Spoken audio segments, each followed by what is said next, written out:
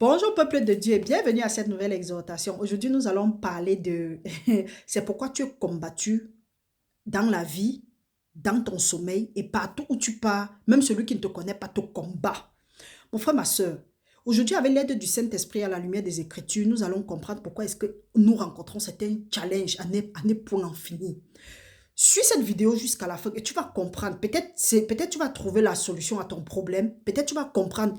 Ça va faire un déclic dans ta vie. Tu vas comprendre que oui, les situations que je traverse là, ce n'est pas simple. Du moins, simple veut dire quoi? Tu vas comprendre que les gens te challengent. La parole de Dieu dit que quoi? Revêtez-vous de tous les âmes spirituelles afin de tenir bon contre les ruses de l'ennemi. Car notre combat n'est pas contre la chair et le sang, mais contre les dominations, les autorités, les princes des ténèbres dans les lieux célestes et les esprits méchants. Donc, si toi, tu ignores que tu es en guerre, c'est que tu as un problème. C'est que c'est pas comme si tu es dans la jungle. Il y a les lions, il y a les animaux féroces, il y a les animaux... En tout cas, tu es dans la jungle, tu ne connais pas, tu seras dévoré, tu seras mangé. La parole de Dieu nous dit ceci, que frères et sœurs, humiliez vos vies devant Dieu, soumettez vos vies au Seigneur, résistez au diable et il va s'enfuir loin de vous. Donc, si tu ne soumets pas ta vie à Dieu, le diable ne va pas, tu ne vas pas pouvoir résister le diable. Or, il nous dit maintenant dans 1 Pierre 5, chapitre 5, à partir, je crois, de 7, il dit, soyez sobres, veillez et priez, car votre ennemi, le diable, rôde comme un lion rugissant, cherchant qui va dévorer. Donc, si le lion vient, tu n'es pas en train de prier, tu ne t'humilies pas devant Dieu. T'humilies aussi, c'est une forme de... David nous a montré que c'est aussi une façon de jeûner et prier. Donc, si tu n'es pas aux aguets, si tu ne veilles pas, et en tout cas, veiller et prier, si tu ne veilles pas et tu ne pries pas, le lion va venir, il va te dévorer. Il va te dévorer comment? Il te dévore parce que toi, tu n'es pas en train de prier. Et il faut savoir, si tu attends que le lion va venir te dévorer, comme ça, il va venir te manger. Non, il va pas venir te manger. Il y a les héros qui se sont levés sur ta vie.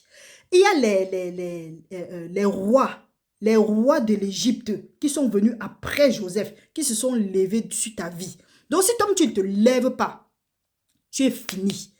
Il va te dévorer parce que la parole de Dieu nous dit dans Jean 10, 10, le diable ne vient que voler, détruire et tuer. Mais Jésus-Christ est venu pour que nous ayons la vie et la vie en abondance. Donc mon frère, ma soeur, si tu es dans une situation où tu ne sais pas, par exemple dans la vie, les gens te rejettent, ce que tu fais échoue, tu te rends compte, tu es toujours face à certaines difficultés. Mon frère, la parole de Dieu nous dit, la vie physique prend son origine dans le spirituel. Donc, ce qui se manifeste physiquement a pris son origine dans le spirituel. Donc, si tu constates un genre de choses dans ta vie, entre dans le spirituel et tu gâtes ça avant de revenir. Parce que la parole de Dieu nous dit que quand les fondements sont renversés, le juste que fera-t-il? Tu es peut-être ici, là, tu cherches le mari, alors que dans le spirituel, c'est gâté. Au lieu de prendre le temps de jeûner, prier et chercher, soumettre ta vie à Dieu, tu es là, tu dis que Dieu va faire. Dieu va faire quand? C'est à nous que le pouvoir a été donné de marcher sur les serpents et sur les scorpions et sur toute la puissance de l'ennemi et rien ne pourra nous nuire. La parole de Dieu nous dit que dans le Seigneur Jésus-Christ, nous sommes plus que vainqueurs. Donc toi, tu ne pars pas pour lutter, tu pars lutter et récupérer seulement ce que tu avais déjà pris, ce que Jésus-Christ a pris. Mais si tu ne pars pas lutter pour récupérer, l'ennemi va utiliser ça. Il va prendre, mettre de côté, mélanger ta vie, te donner la poubelle.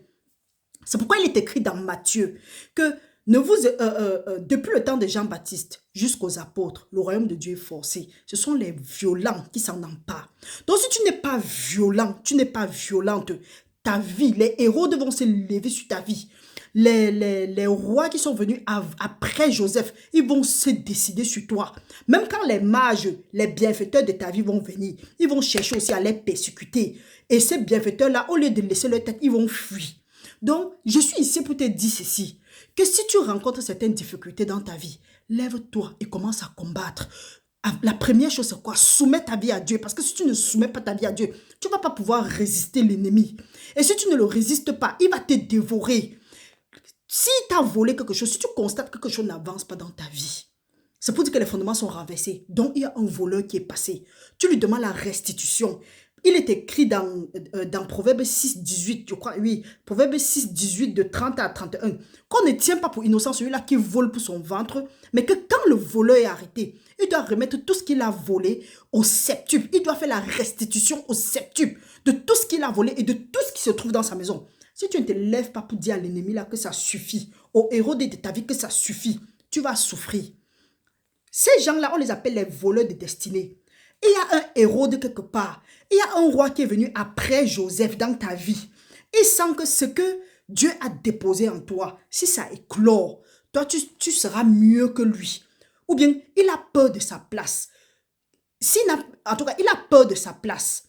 Loin d'avoir peur de sa place, il a peur que si tu deviens ce que Dieu veut que tu deviens, tu vas le dépasser. Donc, il y a une certaine convoitise, il y a une certaine jalousie. On veut te garder oppressé. Donc, mon frère, ma soeur, ne crois pas que les challenges que tu rencontres, les combats que tu combats à ne pas en finir là, ne crois pas que oui, le jour que Dieu va vouloir, tu seras délivré. Non.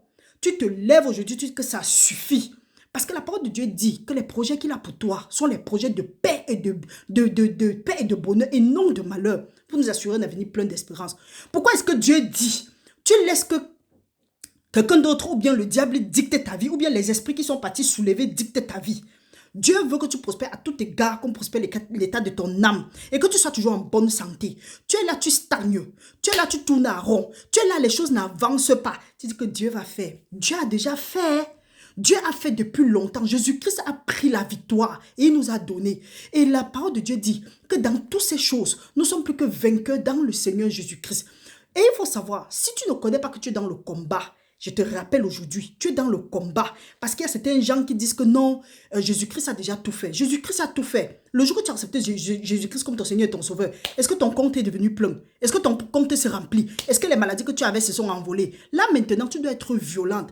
Parce que Jérémie nous dit aussi que maudit soit celui-là qui enlève son épée du canage. C'est pour dire quoi? Quand tu dis que non, Jésus-Christ a déjà tout fait, tu n'as plus à combattre. C'est comme si tu as enlevé ton épée de la guerre. Or, la parole de Dieu nous dit ceci, que si nous marchons, en tout cas, que si nous marchons, que les armes avec lesquelles nous combattons ne sont pas charnelles, mais qu'elles sont puissantes par la vertu de Dieu pour renverser les forteresses. C'est pour dire que quoi? Elles sont puissantes. Les armes avec lesquelles nous combattons, quand on parle déjà des armes avec lesquelles nous combattons, c'est pour dire que nous sommes dans un combat. Et quand nous lisons Apocalypse, la parole de Dieu dit que quoi? Que le diable est descendu sur la terre. Il a juré de faire la guerre à tous ceux-là qui portent le témoignage de Jésus-Christ et à tous les fils de l'homme. Donc si tu ne portes même pas le témoignage de Jésus-Christ, le simple fait que tu es en vie, tu es en danger, commence aujourd'hui à te battre. Mon frère, ma soeur, nous pouvons prendre deux exemples dans la parole de Dieu. Nous pouvons regarder dans Exode chapitre 1, à partir du verset 8 jusqu'à 9. La parole de Dieu nous dit, nous pouvons lire au nom de Jésus-Christ. Allons lire. La parole de Dieu dit, il s'éleva sur l'Égypte un nouveau roi qui n'avait point connu Joseph. Il dit à son peuple, voilà les enfants d'Israël qui forment un peuple plus nombreux et plus puissant que nous. Allons, montrons-nous habiles à son égard, empêchons qu'il s'accroisse et que s'il survient une guerre, il ne se joigne à nos ennemis pour nous combattre et sortir ensuite du pays. Donc, regardez, ce qui t'oppresse là, tu as déjà la domination sur ce qui est en train de t'oppresser. Si c'est même au village, si c'est n'importe où, même si c'est n'importe qui, c'est parce qu'ils ont peur que si tu te lèves, leurs ennemis là sont les qui? Ça peut être les mages, ça peut être les bienfaiteurs divins de ta vie. Ils ont peur comme ça là que si eux ils viennent, ils vont te délivrer et tu vas aller prospérer.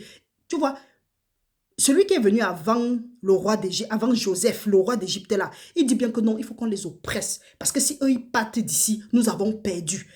On te garde oppressé parce qu'on veut utiliser peut-être ton étoile, les voleurs d'étoiles. Ils te gardent oppressé parce qu'ils veulent utiliser quelque chose, ils veulent t'exploiter. Mais toi maintenant, comme nous sommes ignorants et que c'est l'âme fatale de l'ennemi, il utilise l'ignorance pour nous garder prisonniers. C'est pas pour rien que tu dors, tu n'as pas les rêves. C'est pas pour rien que tu dors, tu te retrouves en train de courir. C'est parce que les gens sont après ta vie. Donc si tu fais ce genre de rêve, tu manges dans le rêve, tu as le sexe dans le rêve, tu cours dans le rêve, tu vois les serpents dans les rêves, tu vois les bœufs dans les rêves, tu te rencontres dans les endroits bizarres dans les rêves, tu même... Toutes ces affaires-là, il faut comprendre qu'on est en train de combattre ta vie. Et si tu ne te lèves pas, comme Jésus-Christ dit, que la nature elle-même ne vous enseigne pas, si tu ne te lèves pas, quand tu regarde, quand le lion peut-être vous combattre le buffle dans la brousse, tu vois, il y a combat. Même si le buffle le laisse, il ne combat pas avec le lion. Tu vois, quand le lion veut l'arrêter, il l'arrête sauvagement parce qu'il sait que oui, si le buffle se lève, lui ne va pas s'en sortir. Donc, quand tu sois en train de combattre, que tu ne sois pas en train de combattre, ça ne fait rien à l'ennemi. Son travail, c'est de voler, détruire et tuer. Si tu ne te lèves pas, il va te détruire, il va te tuer. Donc, mon frère, ma soeur, je viens aujourd'hui, c'est seulement pour te mettre une révolte. Sache que ta vie est comme ça là, c'est parce que l'ennemi a mélangé ta vie. Tu peux te lever aujourd'hui, tu dis que ça suffit. C'est à toi que le pouvoir a été donné. Qu'il sorte de ta vie au nom de Jésus-Christ. Parce qu'à la mention du nom de Jésus-Christ, tout genou fléchit, toute langue confesse que Jésus-Christ est Seigneur. Mon frère, ma soeur, ne reste plus tranquille. En restant tranquille, toi tu es en train de manger ta destinée. Tu es en train de travailler main dans la main avec le diable pour détruire ta vie. Il y a certains trucs. Il t'a peut-être poussé à prendre les mauvaises décisions. Il t'a poussé à te créer les ennuis avec telle ou telle autre personne. Tout ce qu'il fait, c'est seulement te mettre dans les mauvaises compagnies, te mettre au mauvais moment, au mauvais endroit, au mauvais moment, te mettre, donc, pas de faveur dans ta vie. Tout ce que tu fais tourne à rond. Hey, il faut lui dire que ça suffit à partir de maintenant. Donc, mon frère, ma soeur, reste béni au nom de Jésus-Christ et sache que le héros de ta vie là, il est vaincu au nom de Jésus-Christ. Voilà même un autre exemple qu'on a laissé. Vous pouvez lire ça dans Matthieu 2 à partir du verset 13. Matthieu chapitre 2 à partir du verset 13. Vous savez comment est-ce que Hérode a persécuté Jésus-Christ. Quand Joseph a pris Jésus-Christ pour fuir, vous savez, il y a eu des dégâts collatéraux parce que certains enfants ont perdu leur vie. Donc peut-être à cause de toi, il y a les gens qui sont en train de mourir autour de toi alors que c'est toi qu'on cherche. Et si tu ne te lèves pas, ils vont t'atteindre. Mais au nom de Jésus-Christ, ils ne vont pas t'atteindre. Restez bénis mon frère, restez bénis ma soeur. Partage la vidéo et je vous remercie sincèrement. Appuyez le bouton j'aime. Là, c'est une façon d'évangéliser. Au nom de Jésus-Christ, nous nous retrouvons à la prochaine vidéo. Amen. J'espère qu'elle était révoltée.